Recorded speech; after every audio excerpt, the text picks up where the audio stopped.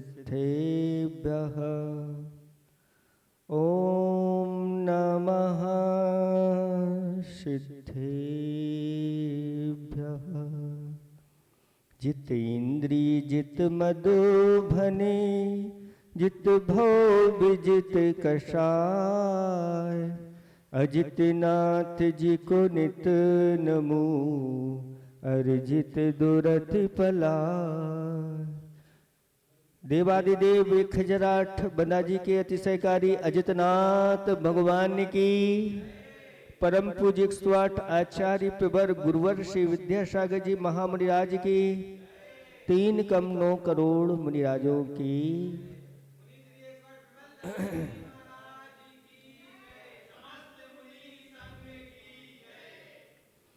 धर्म स्नेही भव्यात्माओं,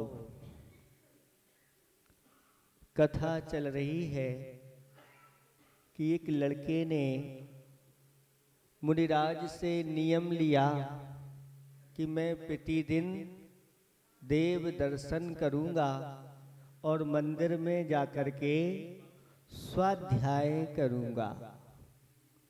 और जब मंदिर में जाता है और शास्त्र नहीं मिलते तो वह अपनी ताश की गड्डी निकाल करके और एक टेबल पर रख देता है और वह स्वाध्याय करना प्रारंभ कर देता है।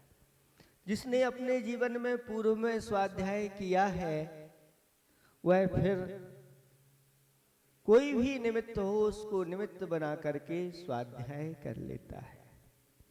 आदिनाथ भगवान ने युग के आदि में एक अंक लिपि सिखाई और एक अक्षर लिपि सिखाई। अंकों के माध्यम से भी जिनवाणी का स्वाध्याय बहुत अच्छी तरह से हो जाता है। जब उसने इक्का हाथ में उठाया तो वह इस प्रकार की भावना करता है कि हे आत्मन, तूने आज तक एक जिनेंद्र भगवान की वह ओंकार एक अक्षरमयी वाणी का पान नहीं किया। ऐसी उस जिनेंद्र भगवान की वाणी को अपने जीवन में नहीं उतारा, उसके कारण संसार में भटक रहा है। जो जिनेंद्र भगवान की वह ओंकारमयी वाणी को अपने जीवन में उतार लेता है बहुत जल्दी संसार से पार हो जाता है। हे भव्यात्मन, ये 2 ही कारण संसार में भटकाने वाले हैं, राग और देश। जिन राग और देश को जीतने का पुरुषार्थ करता है वह बहुत जल्दी श्रेष्ठ सुखों को प्राप्त कर लेता है। अब वह तिग्गी उठा लेता है और ये 3 का अंक है। तीज तिपात्र दान नित दीजे, तीनों काल सामायिक कीजे, उत्पाद वे ध्रुव पद साध, मन बच तन थिर होए समाध। हे भव्यात्मन, 3 प्रकार के पात्रों में प्रतिदिन दान करो। उत्तम पात्र मुनिराज आदि को लेकर के तीर्थंकर तक बढ़ते हुए क्रम से ये पात्र होते हैं। जिन्होंने ऐसे पात्रों के लिए दान दिया है, उत्तम में भी उत्तम उत्तम, उत्तम मध्यम, उत्तम जघन्य 3 प्रकार के होते हैं। उत्तम में उत्तम तो तीर्थंकर होते हैं। तीर्थंकर जब दीक्षा धारण करके अपनी साधना में लीन हो जाते हैं और आहार चर्या के लिए जब निकलते हैं, जिस दाता के यहाँ उनके आहार हो जाते हैं, 5 आश्चर्य होते हैं। और वह उसी भाव से पुरुष अगर है तो वह उसी भाव से मुक्ति का पात्र हो जाता है। ऐसी इस दान की महिमा है। उत्तम में मध्यम पात्र आचार्य परमेष्टि उपाध्याय आदि परमेष्टि होते हैं। ऐसे आचार्य भगवंतों को आज इस कलिकाल में भगवान स्वरूप आचार्य गुरुदेव इस पृथ्वी पर विहार कर रहे हैं। जिनके घर में उनके चरण पड़ जाते हैं वह समझ लेना कुछ ही भाव संसार में शेष रह जाने वाले, क्योंकि दान आचार्य भगवंतों ने कहा कि दान और पूजा इन दोनों चीजों में लगा हुआ श्रावक वह मोक्ष मार्ग में लगा हुआ है। और उत्तम में भी जघन्य पात्र कौन है? तो कहा जो मुनिराज 28 मूल गुण के धारी होते हैं वह उत्तम में भी उत्तम पात्र हैं, उत्तम में जघन्य पात्र हैं। ऐसे उन मुनिराजों को दान देता है।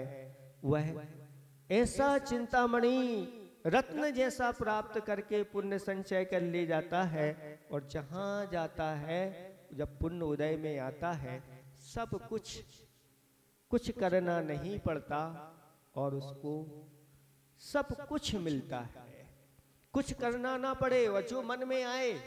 हाँ, ऐसे ही भोग भूमि में अगर वह पहुंच गया तो 10 प्रकार के कल्प वृक्षों के माध्यम से जो चिंतन करता है वो उसको प्राप्त हो जाता है। उत्तम में जघन्य, उत्तम में मध्यम, उत्तम में भी उत्तम। ये भी उत्तम पात्रों की चल रही है। अगर वह मिथ्या दृष्टि है, भली सम्यक दर्शन प्राप्त नहीं हुआ अंदर से, लेकिन फिर भी भक्ति भावना के साथ अगर आहादान मुनिराजों के लिए देता है तो उत्तम भोग भूमि को प्राप्त होता है। दो भगवान, एक सर्वप्रथम आदिनाथ भगवान विराजमान है यहाँ पर। इन्होंने पूर्व भाव में वज्रजंग नाम के राजा थे और श्रीमती नाम की रानी थी।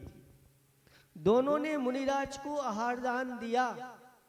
उसके फल स्वरूप उन्होंने ऐसा पुण्य का संचय किया, मृत्यु को प्राप्त हो गए विषय भोगों के साथ। लेकिन वह पुण्य दोनों को कहाँ ले गया? उत्तम भोग भूमि में जाके दोनों उत्पन्न हुए और वहां पर 3 पल की आयु धारण करके असंख्यात वर्षों तक उन्होंने सारे सुखों को प्राप्त किया 10 प्रकार के कल्प वृक्षों के माध्यम से। और वही आगे जाकर के वज्रजंग का जीव आदिनाथ भगवान बना। देखो दान की महिमा, वहीं से दान का कैसे बीज बोया गया। और जो श्रीमती का जीव था वह राजा श्रेयांश के रूप में उत्पन्न हुए और प्रथम आहार आदिनाथ भगवान के राजा श्रेयांश के यहाँ हुए। और तभी से दान तीर्थ की ये प्रवृत्ति अभी तक चली आ रही है। दान तीर्थ प्रवर्तक राजा श्रेयांश कहलाते हैं। और आदिनाथ भगवान तो मोक्ष गए ही, साथ साथ में राजा श्रेयांश को भी मोक्ष की प्राप्ति हो गई। ऐसे ही 12वें भाव में पूर्व में शांतिनाथ भगवान के जीव ने राजा श्री शैन के रूप में थे। उन्होंने आहार दान दिया और जाकर के भोग भूमि के सुख प्राप्त करके और आगे जाकर के शांतिनाथ भगवान 3 पद के धारी हुए। ये दान की महिमा, इसलिए 3 प्रकार के पात्र होते हैं। उत्तम हो गए। अब मध्यम में भी 3 प्रकार के होते हैं। मध्यम में उत्तम, मध्यम में मध्यम और मध्यम में जघन्य। मध्यम में उत्तम पात्र कौन है? तो आरिकाएं उत्तम पात्र हो जाती हैं। और उत्तम में, मध्यम में जघन्य। जघन्य ले तो जघन्य कौन? जो पहली प्रतिमा को धारण करने वाला होता है, पंचम गुणस्थान वर्ती वहीं से प्रारंभ हो जाता है, वह मध्यम में जगन। और मध्यम में मध्यम, बीच में जितने हैं वो सब 2 प्रतिमा से लेकर के 11 प्रतिमाधारी तक, ये सब मध्यम की कोटि में आ जाते हैं। इनको जो दान देता है, सम्यक के साथ दान देता है, तो फिर कहना ही क्या, स्वर्ग आदि के सुखों को प्राप्त होता है। और अगर मान लो सम्यक दर्शन प्राप्त नहीं हो पाया, किसी कारणवशात मनुष्य आयु का बंद कर लिया, तो वह मनुष्यों में भी विद्या वहां पर भोग भूमि में जाकर के उत्पन्न होता है। कल्प वृक्ष ये पृथ्वी कायक रहते हैं, और ये सब देवो पुनीत जैसे ही होते हैं, पुण्य के माध्यम से फल देते। जैसे वृक्ष यहाँ पर आम के फल दे रहा है, केला फल दे रहा है, ऐसे वो वृक्ष उस समय ऐसे फल देते हैं कि आप जो भी चाहो, उनके अधिष्ठाती आदि आदि विद्याएं होती, उनके माध्यम से सारी चीजें वो प्राप्त होती चली जाती है। जीव के पुण्य के माध्यम से ये सब होता है। आपको कुछ इच्छा करो, आपको बड़ा महल चाहिए, तो महल ऐसा तैयार हो करके आपको महल आ जाए। आप जो भोजन की चाह रखो, वो भोजन, सभी प्रकार के भोजन, आप जो पान करो, आप जो वस्त्र आभूषण वाहन आदि आदि जो भी आपको चाहिए हो, सारी चीजें इस प्रकार के दान के माध्यम से मिलती हैं। इसलिए 3 प्रकार के पात्रों में दान देना चाहिए। मध्यम पात्र के लिए दान देते हैं, तो उसके माध्यम से सारे और जघन्य पात्र कौन है? जघन्य में भी, जघन्य में उत्तम, जघन्य में मध्यम, जघन्य में जघन्य। सम्यक दृष्टि जीव मात्र है, वह जघन्य पात्र माना गया है। और सम्यक दृष्टि में भी अगर वह विशेष ज्ञानी हो, विशेष धर्म की प्रभावना करने वाला हो, विशेष दानी हो, तो भी जघन्य में वह उत्तम आ जाता है। और बीच में जो भी होते हैं वो सब मध्यम माने गए हैं। इसलिए हे भव्यात्मन, तुम प्रतिदिन ऐसे 3 पात्रों में दान करो, जिसके माध्यम से संसार के सर्वश्रेष्ठ सुखों को प्राप्त हो करके एक दिन मुक्ति के सुख को प्राप्त कर लो। इस दान की महिमा हमारे आचार्य भगवंतों ने ऐसी बताई है। साथ साथ में 3 काल सामायिक करो। सुनो, 3 काल कहलाते हैं, प्रातः काल, मध्याह्न काल और सायंकाल। इन 3 समय थोड़ा सा सब कुछ कार्य बंद करके और सब पापों का त्याग करके और अच्छी तरह से चारों दिशाओं में आवर्त करके, मेरे अब जब तक मैं सामायिक कर रहा हूं तब तक के लिए सभी प्रकार के पापों का और शाब्द का त्याग है। और अच्छी तरह से पंच परमेष्टि का स्मरण करो, ध्यान करो, जप करो। ये सामायिक कहलाती है। दिन भर में लगे हुए जो पाप होते हैं वो सब सामायिक में धुल जाते हैं। और जो द्रव्य होता है वह द्रव्य उत्पाद, व्यय और द्रव्य से युक्त होता है।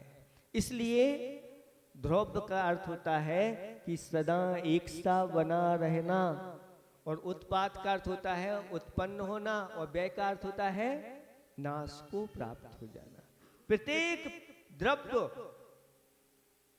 द्रव्य के रूप में पहले था, वर्तमान में है और भविष्य में रहेगा। उसका कोई नाश नहीं कर सकता, कोई भी मिटा नहीं सकता द्रव्य को।